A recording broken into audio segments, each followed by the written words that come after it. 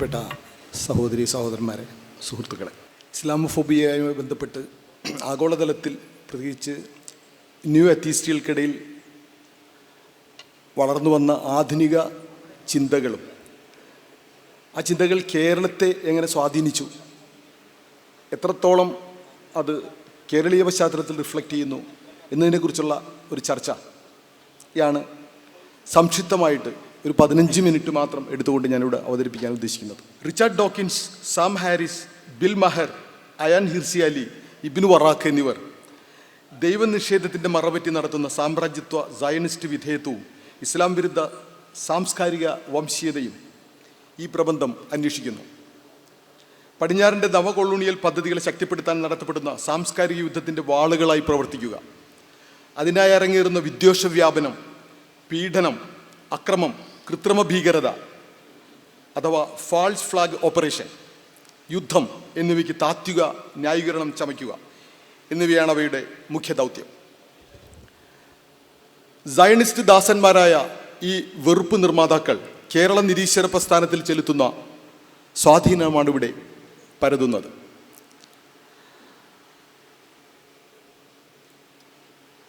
ഭൗതികാതീതമായ സകലതിനെയും നിഷേധിക്കുന്ന മെറ്റീരിയലിസത്തിൻ്റെ അടിസ്ഥാനത്തിലാണ് അത്തീസം അല്ലെങ്കിൽ റാഷണലിസം പ്രവർത്തിക്കുന്നത്. മാനവിക മൂല്യങ്ങളിലൂന്നിയ മതനിരപേക്ഷതയും സ്വാതന്ത്ര്യചിന്തയും ഉൾക്കൊള്ളുന്ന, മാനവിക ഐക്യം വളർത്തി സാമൂഹിക നീതിയും അന്തസ്സും ഉറപ്പുവരുത്തുന്ന ലോകവീക്ഷണമായി ഹ്യൂമനിസം സ്വയം നിർവചിക്കാറുണ്ട്. മതങ്ങളുടെ പേരിൽ നടക്കുന്ന അന്ധവിശ്വാസ അനാചാര ചൂഷണങ്ങളെ തുറന്നു കാട്ടുക എന്ന ധർമ്മം നിർവഹിക്കാൻ കെൽപ്പിട്ടവരാണ് യുക്തിവാദികൾ അഥവാ നിരീശ്വരവാദികൾ.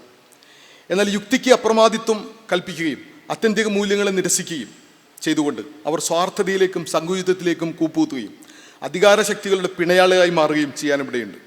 സനാതന മൂല്യങ്ങളുടെ നിരാസം അടിസ്ഥാനപരമായി സ്വീകരിച്ചതിനാൽ സാമ്രാജ്യത്വ ഫാഷിസ്റ്റ് സയനിസ്റ്റ് ശക്തികൾ തങ്ങളുടെ താല്പര്യങ്ങൾക്കുള്ള വാളുകളായി ഇക്കൂട്ടരെ ഉപയോഗിക്കാനുള്ള സാധ്യത വളരെയുണ്ട്.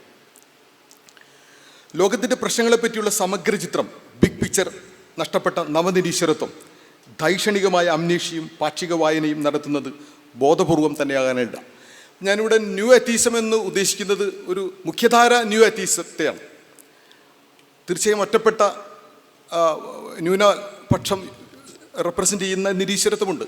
അത് ഇസ്ലാമോഫോബിക് ആകണമെന്നില്ല എന്നല്ല. ഇസ്ലാമോഫോബിയ അത്തരത്തിലുള്ള ആളുകൾ ന്യൂ അത്തീസ്റ്റുകളിലെ ഇസ്ലാമോഫോബിയെ കടന്നാക്രമിക്കുന്നുമുണ്ട്. 2005 പുറത്തിറങ്ങിയ എൻഡ് ഓഫ് ഫെയ്ത്ത് എന്ന സാം ഹാരിസ് കൃതിയിൽ മറ്റേത് മതത്തേക്കാൾ ഇസ്ലാം അപകടകാരിയാണെന്നും മരണത്തിൻ്റെ കൾട്ടായി പ്രവർത്തിക്കുന്നുവെന്നും ആരോപിക്കുന്നു.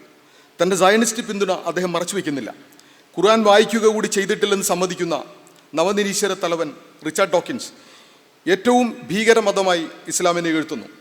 പാശ്ചാത്യൻ കോയ്മയ്ക്ക് വേണ്ടി നടത്തപ്പെടുന്ന നിയോ കൊളോണിയൽ യുദ്ധങ്ങളെയൊക്കെ നവനിരീശ്വരത്വം അഥവാ ഡോക്കിൻസ്, സാം ഹാരിസ്, ബിൽ മഹർ മുന്നണി വിശുദ്ധീകരിക്കുന്നു. മിക്കയിടത്തും ഇരകളുടെ സ്ഥാനത്തുള്ള ഉന്മൂലനത്തിനും ക്രൂരമായ അടിച്ചമർത്തലിനും വിധേയമായിക്കൊണ്ടിരിക്കുന്ന, ഉദാഹരണത്തിന് ചെച്നിയ, മിണ്ടനാവോ, മ്യാൻമാർ, ഇറാഖ്, അഫ്ഗാനിസ്ഥാൻ വിഭാഗങ്ങളെയാണ് ഇസ്ലാമിക ഫാഷിസം എന്ന് പറഞ്ഞ് നവനിരീശ്വരർ അവമതിക്കുന്നത്. ഏറ്റവും ഭീകരമായ മനുഷ്യാവകാശ ലംഘനമായ യുദ്ധം അടിച്ചേൽപ്പിക്കുന്നവർ ഇന്ന് മനുഷ്യാവകാശത്തെക്കുറിച്ച് സംസാരിക്കുന്നു. ജനാധിപത്യത്തിൻ്റെ പേരിൽ വലിയ വായിൽ അലറുന്നത് പ്രചാരണ യുദ്ധത്തിൻ്റെ ഭാഗമായാണ്. ഇസ്രായേലിൻ്റെ അതിക്രമങ്ങളെ സർവ്വതാ പിന്തുണയ്ക്കുന്നവർ US സയനിസ്റ്റ് പ്രീണനത്തെ അധ്വാനം ചെയ്യുന്നു. കൊളോണിയൽ ശക്തികളുടെ ഗൂഢപദ്ധതികളാൽ ജന്മം കൊണ്ട് ഭീകരതയിലൂടെ വളർന്ന് ഭീകരതയിലൂടെ മാത്രം നിലനിൽക്കുന്ന ഇസ്രായേലിനെ ഭീകരതയുടെ ഇരയായി ചിത്രീകരിക്കുകയാണ് പാശ്ചാത്യൻ മീഡിയ. ലോകത്തെ മാധ്യമങ്ങൾ നിയന്ത്രിക്കുന്നത് പാശ്ചാത്യൻ മീഡിയയാണ്. ഒരു 80% കൺട്രോൾ അവരുടെ കയ്യിലാണ് എന്നാണ് കണക്ക്. നിരായുധരായ പലസ്തീൻകാരെ അത്യാധുനികമായ ആയുധങ്ങളാൽ വേട്ടയാടുന്ന ഇസ്രായേലിൻ്റേത് സുരക്ഷാസേനക്കാരും ഇരകൾ ഭീകരരുമായിരിക്കും. മനുഷ്യരാശി ഇന്നുവരെ കണ്ടെടുത്ത ഏറ്റവും രക്തദാഹിയായ മതനിന്ദയായി ജൂത ക്രൈസ്തവ സയനിസങ്ങളെ കൃത്യമായി തിരിച്ചറിയുന്നുണ്ട് ബൈബിൾ വ്യാഖ്യാതാവ് കൂടിയായ കോളിൻ ചാപ്മാൻ. ക്രൈസ്തവ സയനിസത്തിൽ കുരിശുദ്ധ പാരമ്പര്യം ആവേശിതമാണെന്ന കരൺ ആംസ്ട്രോങ്ങിൻ്റെ നിരീക്ഷണം ഏറെ സൂക്ഷ്മമാണ്. US-ൻ്റെ ഭീകര യുദ്ധങ്ങൾക്ക് ഓശാന പാടുന്ന ഇസ്ലാമോഫോബുകൾ സമാധാനത്തിൻ്റെ ശത്രുക്കളാണ്. ആധുനിക ഭീകരതയുടെ പ്രഭവ കേന്ദ്രമായി ഇസ്രായേൽ അച്ചുതണ്ടിനെ കണ്ടെത്തുന്ന നോം ചോംസ്കി പാശ്ചാത്യൻ യുദ്ധഭീകരത നടത്തുന്ന കുരുതികൾക്ക് മൗനസമ്മതം നൽകുന്ന നവനിരീശ്വര നേതാക്കളെ അപലപിക്കുന്നു. തൻ്റെ ട്വിറ്ററിൽ ഡോക്കിൻസ് കുറിച്ചു, ഇസ്ലാം ശാന്തിദായകമെന്നോ ശരീരമാസകലം മൂടി നടക്കുന്നവരോടും സ്ത്രീ സാക്ഷ്യമൊഴി പകുതി മാത്രമായി നിജപ്പെടുത്തിയവരോടും ബലാത്സംഗത്തിന് 4 ആൺസാക്ഷികൾ വേണമെന്ന് പറയുന്നവരോടും ചോദിക്കൂ. ഇസ്ലാമിൻ്റെ പുരുഷാധിപത്യ സങ്കുചിത വ്യാഖ്യാനങ്ങളാണ് സ്ത്രീ സാക്ഷ്യത്തെ പുരുഷൻ്റെതിൻ്റെ പകുതി മാത്രമായി നിശ്ചയിച്ചത് എന്ന് നാം അറിഞ്ഞിരിക്കേണ്ടതുണ്ട്. സ്ത്രീ സാക്ഷ്യം പുരുഷ സാക്ഷ്യത്തെ മറികടക്കുന്നതും തുല്യമായി നിൽക്കുന്നതും ഖുർആൻ ഒരിക്കൽ പോലും വായിക്കാത്ത ഡോക്കിൻസിന് അറിയില്ല എന്നതിൽ അതിശയിക്കേണ്ടതില്ല. ഒരു പ്രത്യേകതരം വായന നമുക്കറിയാം, അത് മുഖ്യധാര വായന തന്നെയാണ്, പുരുഷാധിപത്യപരമായ വായന. അതിനെ മാത്രം ഇസ്ലാമിൻ്റെ സ്വതസിദ്ധമായ ഘടനയായി ചിത്രീകരിച്ചിട്ടുള്ള ഒരു വിമർശനമാണ് ഡോക്കിൻസ് നടത്തുന്നത്. അതല്ലാത്തതുള്ള ഒരു ആൾട്ടർനേറ്റീവ് റീഡിംഗ് അതിനുണ്ട് എന്ന് പോലും അദ്ദേഹം അറിയുന്നില്ല. കേരളീയ നവനിരീശ്വരത്വ പരിസരം. നവനിരീശ്വര പ്രസ്ഥാനത്തിൻ്റെ സാമ്രാജ്യത്വ വിധേയത്വം കുറേയൊക്കെ നിലനിർത്തുകയാണ് കേരള നവനിരീശ്വരർ. അത്ര തന്നെ ഉണ്ട് എന്ന് നമുക്ക് പറയാൻ കഴിയില്ല. അത്ര തന്നെ ഇല്ലെങ്കിലും അതിൻ്റെ ചെറിയ തോതിൽ കേരളത്തിലും അത് റിഫ്ലക്റ്റ് ചെയ്യുന്നുണ്ട് എന്നാണ് ഞാൻ പറയുന്നത്. ഇല്ലാത്ത ഹജ്ജ് സബ്സിഡിയെക്കുറിച്ച് കാവ്യഭീകരർ സംസാരിക്കുന്ന ശൈലിയിൽ തന്നെ കേരളീയ നവനിരീശ്വര നേതാവ് ജോസഫ് വടക്കൻ സംസാരിക്കുന്നത് കാണുക. കോട്ട്: ഹജ്ജ് സബ്സിഡി തികച്ചും ഭരണഘടനാ വിരുദ്ധവും മതപ്രീണനവുമാണ്. ഹജ്ജ് സബ്സിഡി ഭരണഘടനാ വിരുദ്ധമാണെന്ന അലഹബാദ് ഹൈക്കോടതി വിധി അസാധുവാക്കിയ മാർക്കണ്ഡേയ കഡ്ജു മാപ്പർഹിക്കാത്ത കുറ്റമാണ് ചെയ്തത്. അൺകോട്ട്. ഇവിടെ ഹജ്ജ് സബ്സിഡി എന്നത് തികച്ചും വ്യാജോക്തിയായ ഒരു പ്രചാരണമാണ്. ഈ സംബന്ധമായി നിലനിൽക്കുന്ന മിത്തുകൾ കൃത്യമായി തുറന്നു കാട്ടപ്പെട്ടിട്ടുണ്ട്. അത് സംബന്ധിച്ച് വിശദാംശങ്ങളിലേക്ക് ഞാൻ പോകുന്നില്ല, ഞാൻ സൂചന പോയിന്റുകൾ നൽകുന്നു എന്നേ ഉള്ളൂ. ഹജ്ജ് സബ്സിഡി എന്നൊന്നില്ല, പണ്ടുമുണ്ടായിട്ടില്ല. പക്ഷേ അതിനെ സംബന്ധിച്ച് ഊതിവീർപ്പിച്ച ചില കഥകൾ നിലവിലുണ്ടായിരുന്നു എന്ന് മാത്രം. അതും സുപ്രീം കോടതി പിൽക്കാലത്ത് 10 കൊല്ലത്തിനുള്ളിൽ അത് നിർത്തലാക്കണമെന്ന് ആവശ്യപ്പെടുകയാണ് ചെയ്തത്. മുസ്ലിങ്ങൾ വിപുലമായി ശിശുവിവാഹം നടത്തുന്നു എന്ന ദുരാരോപണം തെളിവില്ലാതെ ഉന്നയിക്കാനും ജോസഫ് വടക്കൻ മടിക്കുന്നില്ല. കോട്ട്: ശരീഅത്തനുസരിച്ച് 3 വയസ്സുള്ള കുട്ടിയെപ്പോലും ഈ മൃഗങ്ങൾ നിക്കാഹ് കഴിക്കും, ഇഷ്ടം പോലെ മൊഴി ചൊല്ലും. അപ്പോൾ ഇതിലേക്ക് അന്തർഭവിച്ച ആ ഒരു ശൈലി നോക്കി, എത്രയോ അസംസ്കാരത്തിൻ്റെ അധപ്പതിച്ച ശൈലിയിലാണ് വിമർശനങ്ങൾ പോകുന്നത്. മുസ്ലിങ്ങൾ സൗദിയിലേക്കോ പാകിസ്ഥാനിലേക്കോ പോകണമെന്ന് കാവ്യഭീകരർ ഇടയ്ക്കിടെ വിളിച്ചു പറയാറുണ്ട്. ഇതേ ശൈലി തന്നെ നവനിരീശ്വരവാദിയും ആവർത്തിക്കുന്നു. ശരീഅത്ത് നിയമങ്ങളാണ് കോട്ട് ശരീഅത്ത് നിയമങ്ങളാണ് തങ്ങൾക്ക് ബാധകമെന്ന് വാദിക്കുന്നവർ യഥാർത്ഥത്തിൽ ഇന്ത്യ അവരുടെ മാതൃരാജ്യമല്ല. ഇന്ത്യൻ ചരിത്രവും നിയമങ്ങളുമൊക്കെ ഇവർക്ക് അന്യമാണ്. ശരീഅത്ത് തങ്ങൾക്ക് ബാധകമെന്ന് പറയുന്നവരെ സൗദി അറേബ്യയിലേക്ക് പറഞ്ഞു വിടണം. അൺകോട്ട്. മാതൃരാജ്യം, വൈദേശികത്വം, മുസ്ലിങ്ങൾ, ഇന്ത്യ ചരിത്രം എന്നീ പദങ്ങളിലെ വർഗീയ മുൻവിധികളും വാർപ്പ് മാതൃകകളും മേൽവരികളിൽ തുടികൊട്ടുന്നത് ശ്രദ്ധിക്കൂ. ഇതൊരു ഹിന്ദുത്വ ശൈലിയിലുള്ള ഒരു പ്രതിപാദനമാണ്. ഇത്തരം കാര്യങ്ങളൊക്കെ പറയുമ്പോൾ കേരളീയ നവനിരീശ്വരിൽ നിന്നും നമ്മൾ കാണുന്നത്. പ്രണയത്തിനും തീവ്രവാദി മുഖം എന്ന തലക്കെട്ടിൽ എഡിറ്റോറിയൽ ലവ് ജിഹാദിനെ കുറിച്ച് പറയും. 1.5 നൂറ്റാണ്ടുകളായി ഇന്ത്യയിൽ നിലനിൽക്കുന്ന ഒരു മിത്താണത്. കൊളോണിയൽ കാലഘട്ടത്തിൽ തന്നെ വളരെ വിപുലമായി ലവ് ജിഹാദ് ആരോപണം ഉന്നയിക്കുകയും ഒരു പ്രത്യേക സമൂഹത്തെ പ്രതിക്കൂട്ടിൽ നിർത്തുകയും ചെയ്തിട്ടുള്ളതാണ്. 2011 ഈ ആരോപണം കേരളത്തിൽ ശക്തിപ്പെടുകയും കേരള പോലീസിൻ്റെ വിശദമായ അന്വേഷണം നടക്കുകയും അത് പൊള്ളയാണെന്ന്, അതിൽ യാതൊരു അടിസ്ഥാനവുമില്ലെന്ന് തുറന്നു കാട്ടുകയും ചെയ്തിട്ടുള്ളത്. പക്ഷേ പ്രണയത്തിനും തീവ്രവാദി മുഖം എന്ന തലക്കെട്ടിൽ എഡിറ്റോറിയൽ ലവ് ജിഹാദിനെതിരെ ഒറ്റക്കെട്ടായി രംഗത്ത് വരാൻ നാസ്തിക്യം മാസിക ആഹ്വാനം ചെയ്യുന്നു. വർഗീയ ഭാഷ്യത്തെ പുനഃസൃഷ്ടിച്ചുകൊണ്ട് ലവ് ജിഹാദ് ആരോപണം ആവർത്തിക്കുന്നു. കോട്ട്: UP-യിലെ ദേശീയ ടെമ്പിൾ ടെന്നീസ് താരം താൻ ലവ് ജിഹാദിൻ്റെ ഇരയാണെന്നൊരു വാർത്ത. അൺകോട്ട്. കോട്ട്: ഇസ്ലാം സ്നേഹത്തിൻ്റെ മതമായതുകൊണ്ട് അവർ കൂട്ടത്തോടെ പെൺകുട്ടികളെ തട്ടിക്കൊണ്ടുപോയി മതം മാറ്റുന്നു. ഉത്തരേന്ത്യയിൽ 8ഉം 10ഉം കുട്ടികളെ സൃഷ്ടിച്ച ശേഷം മൊഴി ചൊല്ലുന്നു. ആയിരക്കണക്കിന് അനാഥ കുട്ടികളെ സൃഷ്ടിക്കുന്നു. ഈ കുട്ടികൾക്ക് വിദ്യാഭ്യാസവും ഭക്ഷണവും നിഷേധിച്ച് അവർ അനാഥാലയങ്ങളിലേക്കും തീവ്രവാദത്തിലേക്കും നയിക്കുന്നു. അൺകോട്ട്. ഈ വാക്കുകളിലൊക്കെ നിഴലിടുന്ന അതിശയോക്തിയുടെയും നിന്ദയുടെയും വെറുപ്പിൻ്റെയും സ്വരം സുവ്യക്തമാണ്. ആഗോള നവനിരീശ്വര നേതാക്കളായ ഡോക്കിൻസ്, സാം ഹാരിസ്, ബിൽ മെഹർ, ഇബ്നു വറാഖ് എന്നിവർ ഇസ്രായേൽ അനുകൂലികളും ഫലസ്തീൻ ചെറുത്തുനിൽപ്പിൻ്റെ എതിരാളികളുമാണ്. ഇതേ ശൈലി തന്നെ കേരളീയ നവനിരീശ്വരരും കടമെടുത്തിരിക്കുന്നു. ഫലസ്തീനികൾ കൊന്നുതള്ളിയ ഇസ്രായേൽക്കാർ, ഇതൊരു കോട്ടാണ്, ഇത് അവരുടെ ലിറ്ററേച്ചറിൽ നിന്നെടുത്തൊരു കോട്ടാണ്, എന്ന പരിദേവനാണ് അവർക്ക്. കോട്ട്: ഇസ്രായേൽ ഗാസയിൽ നടത്തുന്ന ആക്രമണങ്ങളിൽ മാത്രം കണ്ണീരൊഴുക്കുന്നവർ എന്തേ ഇറാഖിലും സിറിയയിലും നടത്തുന്ന വർഗീയ പോരാട്ടങ്ങളിലും അടിച്ചമർത്തലുകളിലും കണ്ണുകൾ അടച്ചുപിടിക്കുന്നത്? അൺകോട്ട്. കാവി ഭീകരതയെപ്പോലെ ഏക സിവിൽ കോഡിന് വേണ്ടി വാദിക്കാൻ നവനിരീശ്വരർ മടിക്കുന്നില്ല. ഇന്ത്യയുടെ തനതായ ബഹുത്വത്തെയും പലമയെയും വൈവിധ്യത്തെയും ഇതിലൂടെ നിഷേധിക്കപ്പെടുന്നു എന്നവർ അറിയുന്നില്ല. കോട്ട്. ഏകീക സിവിൽ കോഡിനെ എന്തുകൊണ്ട് മുസ്ലിം സമുദായം ബ്രാക്കറ്റിൽ ഇസ്ലാം മതം എതിർക്കുന്നു എന്ന് ചോദിച്ചാൽ ഉത്തരം ഒന്നു മാത്രം: 4 കെട്ടാനും ഇഷ്ടം പോലെ മൊഴി ചെല്ലാനുമുള്ള സ്വാതന്ത്ര്യം നിഷേധിക്കപ്പെടും. അൺകോട്ട്. ഏവർക്കും ഹിന്ദു സിവിൽ കോഡ് നടപ്പാക്കിയാലും തെറ്റില്ല ഇത് ഇവരുടെ ഒരു എഡിറ്റോറിയൽ നിന്ന് എടുത്ത ഒരു വാക്കാണ്. അഥവാ ഹിന്ദു സിവിൽ കോഡാണ് ഹിന്ദുത്വ ഭരണകൂടം ഉദ്ദേശിക്കുന്നതെങ്കിൽ പോലും അതും ഇതിനേക്കാൾ പോസിറ്റീവാണ്, ഇതിനേക്കാൾ പ്രോഗ്രസീവാണ്, ഇന്ന് മുസ്ലിം പേഴ്സണൽ ലോയേക്കാൾ പോസിറ്റീവാണ് എന്ന നിലയ്ക്കുള്ള വ്യക്തമായ പരാമർശമാണ് അവർ എഡിറ്റോറിയലിൽ ഞാനത് കോട്ട് ചെയ്തിട്ടുണ്ട്, ഡോക്യുമെൻ്റ് ചെയ്തിട്ടുണ്ട്. കാവ്യ ഭീകരർ ഈ ആശയം മറക്കുന്നു എന്നുള്ളൂ. യഥാർത്ഥത്തിൽ ഈ ഒരു ഏക സിവിൽ കോഡ് വാദത്തിൽ ഹിന്ദു സിവിൽ കോഡാണ് നടപ്പാക്കേണ്ടതെന്ന വാദം ഹിന്ദുത്വവാദികൾക്ക് ഉള്ളിലുണ്ടെങ്കിൽ അത് പുറത്തു പറയാറില്ല. പക്ഷെ അത്തരം ഒരു വാദം തന്നെ പുറത്തു പറയുകയാണ് നവനിരീശ്വരവാദികൾ ചെയ്യുന്നത്. അതായാലും കുഴപ്പമില്ല എന്ന്. ഏക സിവിൽ കോഡിനെ എതിർക്കുന്നത് മുസ്ലിങ്ങൾ മാത്രമാണ് എന്ന അവരുടെ വാദവും വസ്തുതകൾക്ക് നിരക്കുന്നതല്ല.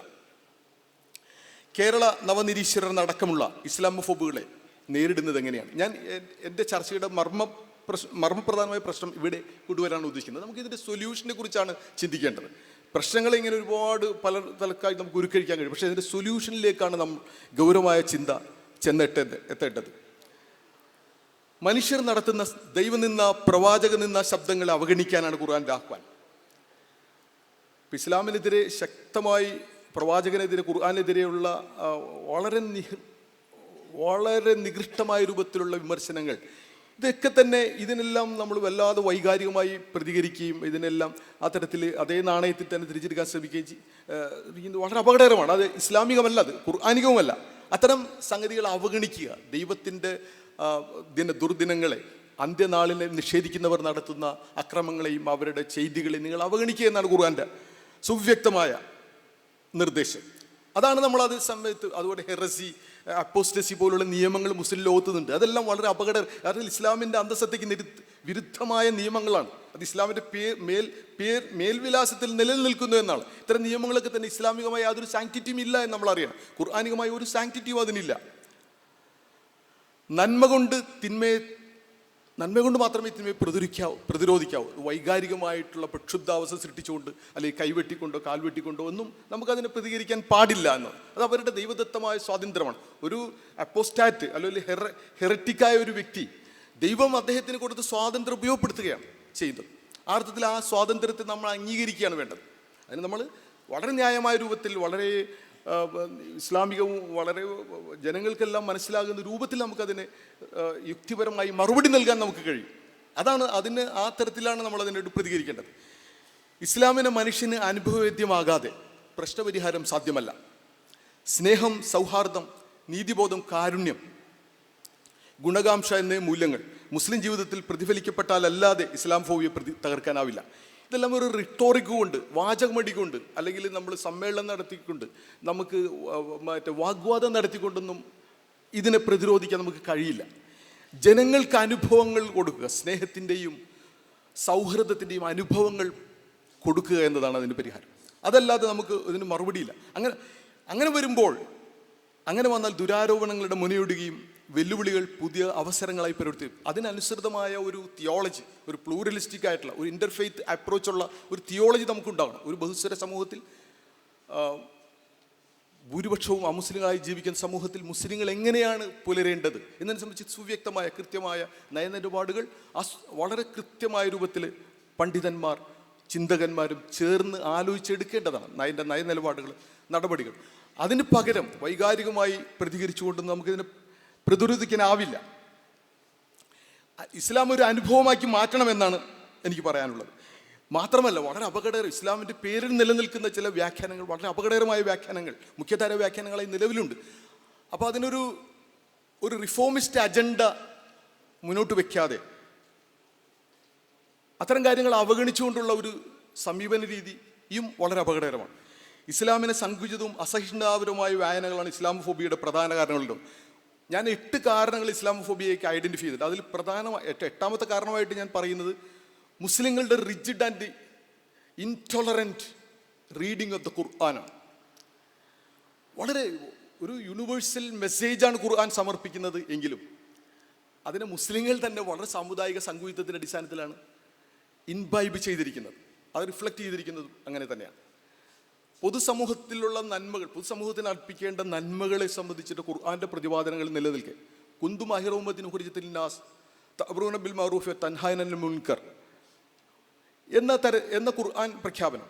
അപ്പോൾ ജനങ്ങൾക്ക് വേണ്ടി ജനങ്ങൾക്ക് നന്മ ചെയ്യാൻ വേണ്ടി ഉയർത്തെൽപ്പിയൊരു സമൂഹം എന്ന നിലക്കുള്ള ആ ഒരു നന്മ അവരിൽ നിന്ന് റിഫ്ലക്റ്റ് ചെയ്യപ്പെടാതെ പോവുകയാണ്. നാം സക്കാത്ത് കൊടുക്കുമ്പോഴും ഫിത്ർ സക്കാത്ത് കൊടുക്കുമ്പോഴും ഉലുഹിയത്ത് നൽകുമ്പോഴും ഒരു പ്രത്യേക സമുദായത്തെ മാത്രം നാം കേന്ദ്രീകരിക്കുന്നു. നാം എന്ന് വെച്ചാൽ മുഖ്യധാര മുസ്ലിം വ്യാഖ്യാനങ്ങളുടെ ഒരു പ്രശ്നമാണ്. ഇതൊക്കെ തന്നെ വളരെ അപകടകരമാണ്. മാത്രമല്ല ശൈശവ വിവാഹം, മുത്തലാഖ് പോലുള്ള വിഷയങ്ങളിൽ 1972 മുതൽ മുസ്ലിം പേഴ്സണൽ ലോ ബോർഡ് ഈ മുത്തലാഖ് പോലുള്ള പൗരോഹിത്യ വ്യാഖ്യാനങ്ങൾ കിടന്നുടരുകയാണ്. അതിൽ നിന്ന് വ്യത്യസ്തമായ ഒരു റിഫോമിസ്റ്റ് അജണ്ട അവരെ കൊണ്ട് അംഗീകരിപ്പിക്കാൻ മുസ്ലിം പ്രസ്ഥാനങ്ങൾക്ക് കഴിയുന്നില്ല. റിഫോമിസ്റ്റ് അജണ്ട ഉണ്ട് എന്ന് പറയുന്ന പ്രസ്ഥാനങ്ങൾക്ക് പോലും വേണ്ടത്ര കഴിയുന്നില്ല. അടിമത്തം, വെപ്പാട്ടി സമ്പ്രദായം, അഭിപ്രായ സ്വാതന്ത്ര്യത്തിൻ്റെ നിഷേധം, മതപരിത്യാഗിയുടെ വധശിക്ഷ, മനുഷ്യമഹത്വത്തെ അവമതിക്കുന്ന സമ്പ്രദായങ്ങൾ, ഇതിനൊക്കെ ഉൾക്കൊള്ളുന്ന ഒരു തരം വ്യാഖ്യാനങ്ങളാണ് മുഖ്യധാരാ വ്യാഖ്യാനങ്ങളായിട്ട്. ഇതെല്ലാം തന്നെ വിമർശിക്കപ്പെടുന്നില്ല വേണ്ട രൂപത്തിൽ. തീരെ വിമർശിക്കപ്പെടുന്നില്ല എന്ന അർത്ഥത്തിലല്ല ഞാൻ പറയുന്നത്, വേണ്ട രൂപത്തിൽ അതിനെ വിമർശിക്കപ്പെടുന്നില്ല. ഇസ്ലാമിൻ്റെ അന്തസ്സത്തയ്ക്ക് വിരുദ്ധമായ ഇത്തരം ശൈലികളെയും ഇത്തരം തിയോളജിക്കൽ ഇൻ്റർപ്രിട്ടേഷനെയും പ്രതിരോധിച്ചുകൊണ്ട് മാത്രമേ ഇസ്ലാമോഫോബിയയെയും നമുക്ക് നേരിടാൻ കഴിയൂ. ഇവയൊക്കെ പുനരുദ്ധരിക്കാൻ ശ്രമിക്കുന്ന ഒരു ഇസ്ലാമിനെ ജനങ്ങൾ ഭയപ്പെടുന്നു എന്നതിൽ അത്ഭുതമില്ല. അത്തരമൊരു ഐസിസ് ഇസ്ലാം ലോകത്തുണ്ട്. ജനങ്ങൾ തെറ്റിദ്ധരിക്കുന്നു എന്നതിൽ ഒരടിസ്ഥാനം ഉണ്ട് എന്നാണ് ഞാൻ പറയുന്നത്. പൗരോഹിത്യ, വംശീയ, വർഗീയ, മുതലാളിത്ത ഇസ്ലാമല്ല, ഒരു മാനവിക ഇസ്ലാമാണ് പ്രശ്നപരിഹാരം. തൗഹീദ് മനുഷ്യൻ്റെ സത്താപരമായ ഏകത്വവും സമത്വവും പ്രപഞ്ചനം ചെയ്യുന്ന ആശയമായി ഉൾക്കൊള്ളാത്ത IS ഇസ്ലാം വ്യാഖ്യാനങ്ങളും സമാനമായവയും ഗുരുതരമായ പ്രത്യാഘാതങ്ങൾ ഉണ്ടാക്കും. മാനവികത ഉയർത്തിപ്പിടിക്കുന്ന മനുഷ്യമഹത്വവും നീതിയും പുലരുന്ന വ്യവസ്ഥയായി ഇസ്ലാമിനെ പ്രതിദാനം ചെയ്യുന്ന ഒരു ഇസ്ലാമിന് മാത്രമേ ഇസ്ലാം ഫോബിയെ പുതിയ അവസരങ്ങളാക്കി മാറ്റാനാവുകയുള്ളൂ. അത്തരമൊരവസ്ഥയിൽ പുതിയ അവസരങ്ങളായി മാറുകയാണ്. നമുക്കെതിരായ പ്രചാരം യഥാർത്ഥത്തിൽ പോസിറ്റീവായിട്ടുള്ള മാറ്റങ്ങളായിരിക്കും സമൂഹത്തിൽ സൃഷ്ടിക്കാൻ പോകുന്നത്. ബഹുസ്വരതയും മതാന്തര സമീപനവും മതമേധാവിത്വത്തിന് പകരം ഖുർആനിക മതസമന്വയവാദം അംഗീകരിക്കുന്ന ഒരു ഇസ്ലാമാണ് സന്തുലിതവും സമകാലിക പ്രസക്തവുമായത്. മറ്റെന്തും മുസ്ലിങ്ങൾക്ക് മാത്രമല്ല ലോകത്തിനാകെ ദുരന്തപൂർണമാണ്.